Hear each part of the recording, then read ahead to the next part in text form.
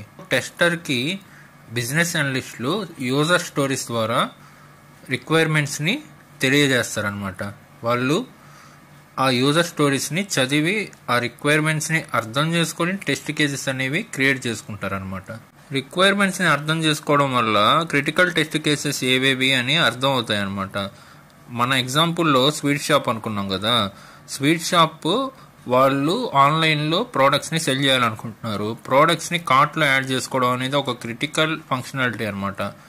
ఆ ప్రోడక్ట్ని కార్ట్లో యాడ్ చేసుకోవడమే పని చేయట్లేదంటే ఇంకా ఆ వెబ్సైట్ డెవలప్ చేసే ఏం లాభం? ఇట్లా కొన్ని క్రిటికల్ ఫంక్షనాలిటీస్ ఉంటాయి. ఆ పేమెంట్స్ ప్రాసెస్ చేయడం కానీ, ఇప్పుడు ఏదైనా ఒక ఐటమ్ అనేది స్టాక్ అయిపోయింది, ఆ స్టాక్ అయిపోయింది అని నోటిఫికేషన్ పంపించడము షాప్ వాళ్ళకి అప్డేట్ చేయమని. సో ఇట్లా కొన్ని క్రిటికల్ ఫంక్షనాలిటీస్ ఉంటాయి అనమాట. ఇట్లా టెస్టర్కి ఏం టెస్ట్ చేయాలో ఈ రిక్వైర్మెంట్స్ని అనాలిసిస్ చేసిన తర్వాత అర్థం అవుద్ది అనమాట.